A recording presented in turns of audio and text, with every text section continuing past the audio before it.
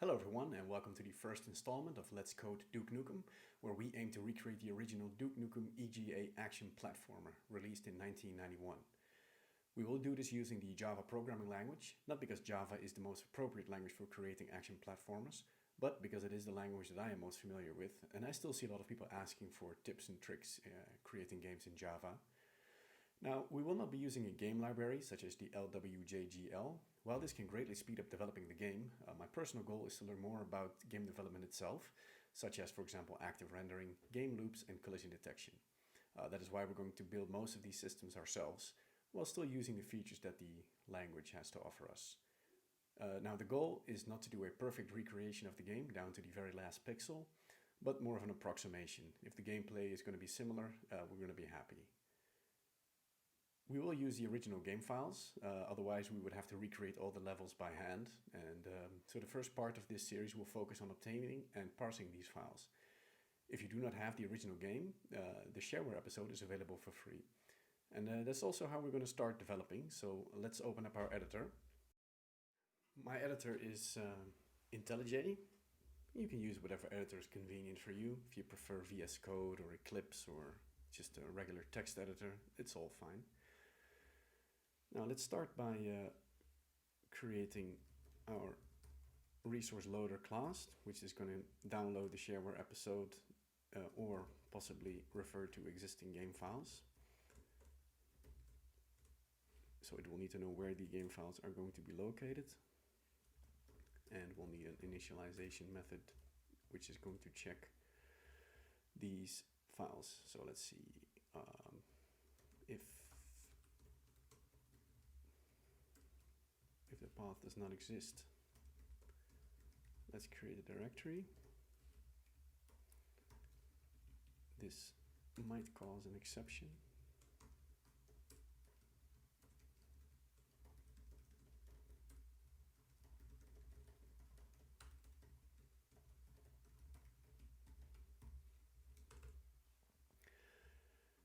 And yeah, so let's see. If the path to file has no files,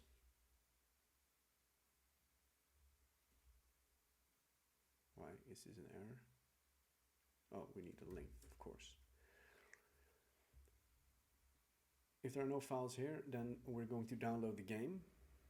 Now the game can be found on Duke Nukem DOS Games archive.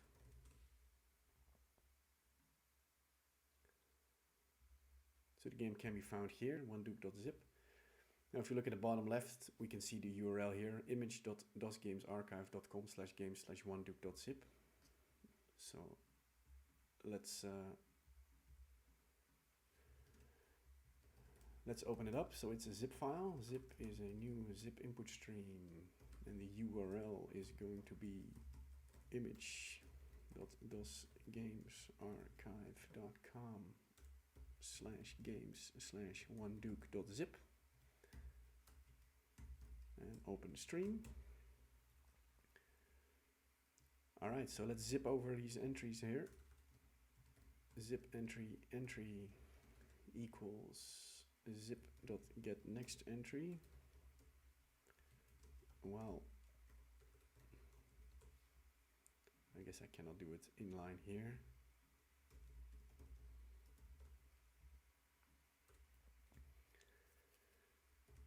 Alright, so if this entry is a directory, then let's create a directory.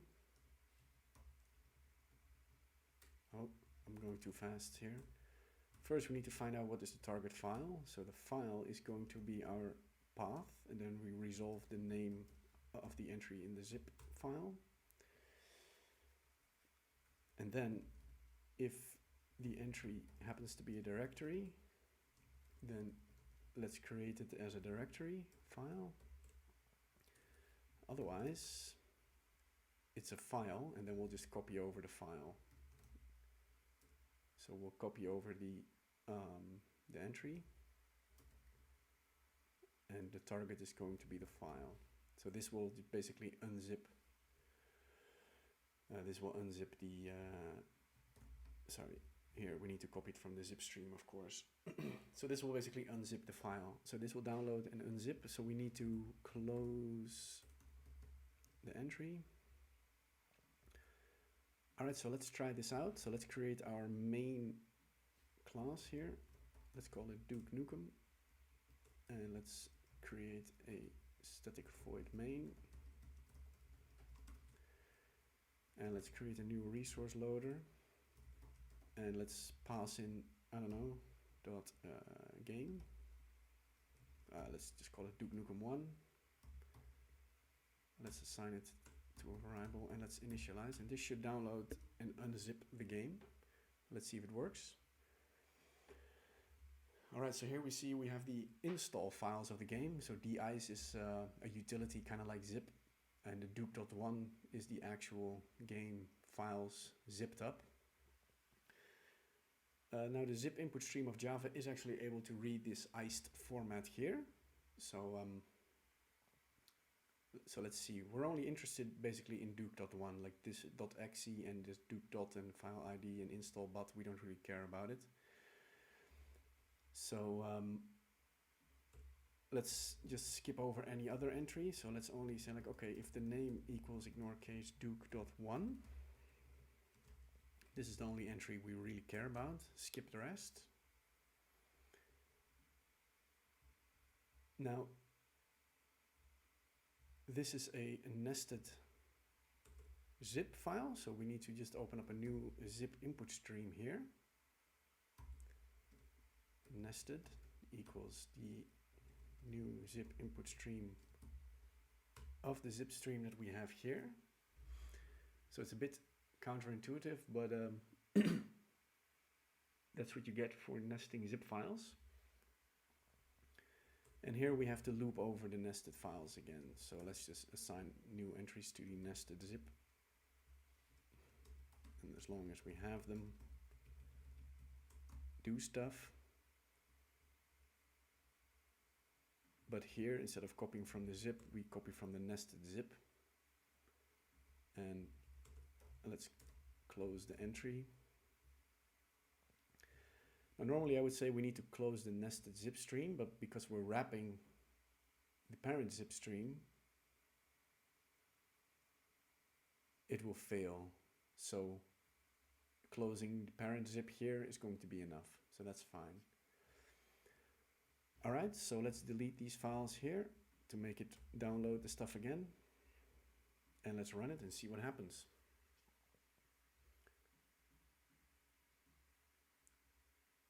All right, so nothing happened. So that is amazing. And the reason nothing happened is because Duke.1 could not be opened as a zip, because the ICE utility prefixes the file with some header information. So the actual zip entries start later in the file. Now I looked it up with a hex editor in the file. It was super boring and tedious work, but I figured out that the actual zip stream starts at this address. So we'll just skip ahead in the stream to jump over to the correct data. So let's rerun it again. And now if we open up the folder, we can see that it downloaded all the actual game files here. All right, so now that the game files are downloaded, we need to actually parse them. Now it will be a lot of work to reverse engineer all these files ourselves, but luckily the great folks at the moddingwiki.shikari.net website have figured it out. And everything is here. So we're going to be referring to this wiki a lot, not just for the graphic files, but also for the level format, and also later on for sound, etc. So I think we'll start out by reading the full screen data so that we can get this cool looking menu picture here. And then after that we'll read the tile set format, probably in a separate episode, but let's see. All right, so the full screen planner EGA data has been reverse engineered here. And we are looking at graphic planner EGA data. So the way EGA works is that it has a palette of fixed colors, 16 colors. and the data in the file are all bits that say like, okay, the red color should be on or off and the green color should be on or off. So there are 4 planes per pixel, meaning red, green, blue, and intensity. So if it's going to be light green or dark green. And so 4 of these bits combine to a single pixel. So that means that each byte of data represents basically has room for 2 pixels. But because the way that the planes are laid out, so if you read a byte of, let's say, red data, you get data for 8 pixels in a row. So it's a lot of bytes and bit manipulation, which Java isn't particularly super good at, but we'll be able to manage. So let's write a function that gives us a buffered image. Read full screen image string name. And let's start by creating an empty image. And let's open up the file, path.resolve name, because we need to know where we are. This thing wants a file and it wants it for read mode only. Let's catch all exceptions and just wrap it in a runtime exception. Could not read. And there we go. All right, so we have a couple of planes in the file. So if we just take the length of the file and divide it by 4, because we have 4 planes, like we said, intensity, red, green, and blue, so that we know the size of each plane. And let's just read all these planes right away. So we got intensities, we got reds, we got greens, we got blues. So let's read them. Reds, greens, blues. So we got all the data here in separate arrays, and now we need to just parse all the bits in these arrays to actual colors. All right, so we'll plot some pixels starting at the top left here, and let's just go like this. We need to go through each byte of all these arrays. And because Java is not really good at bit shifting and bit testing, but the big integer class has some facilities for it. So let's read the byte at position I in the intensities array, and let's convert it to a big integer like this. And let's do the same for red, green, and blue.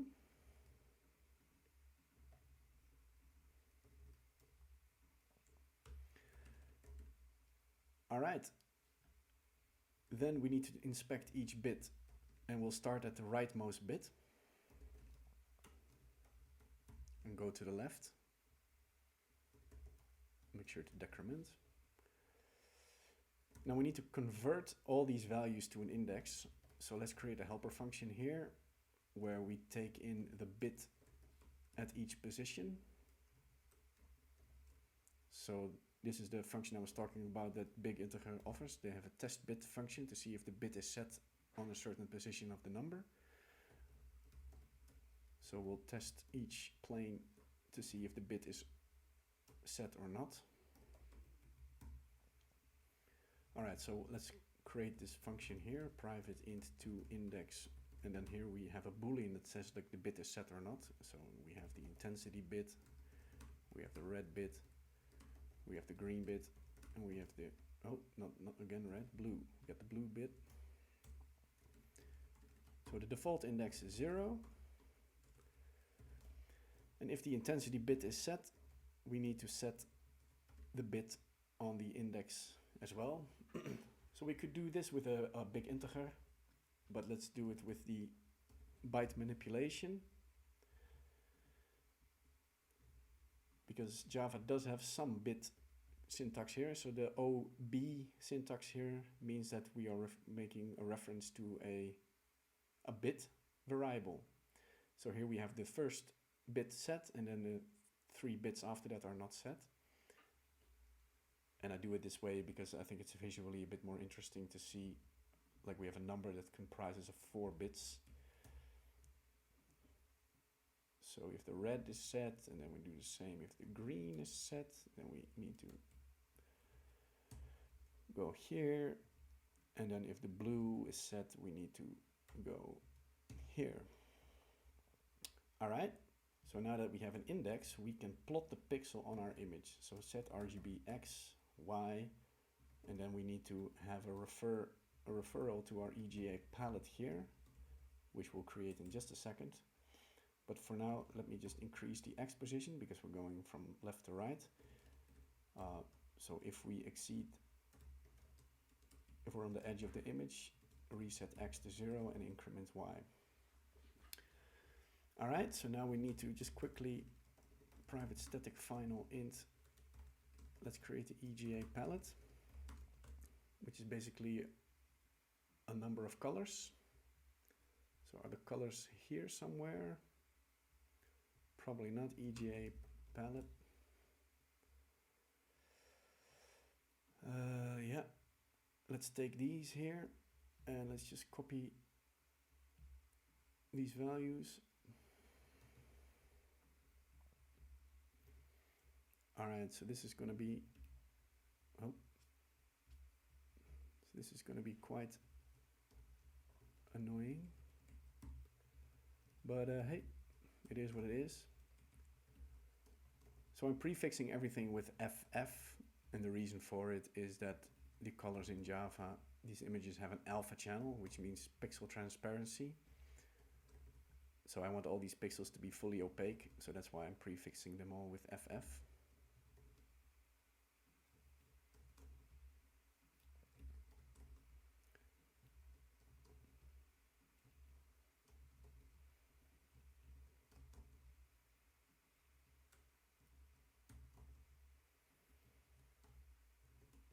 All right.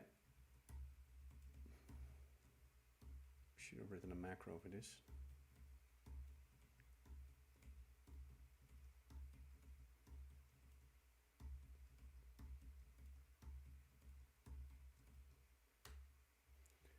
And semicolon. Okay, so we have a resource loader that's probably able to read a full screen image. So let's read one of the images, read full screen image, duke.dn1, and let's just quickly convert it to a PNG so that we can take a look. New file, duke.png.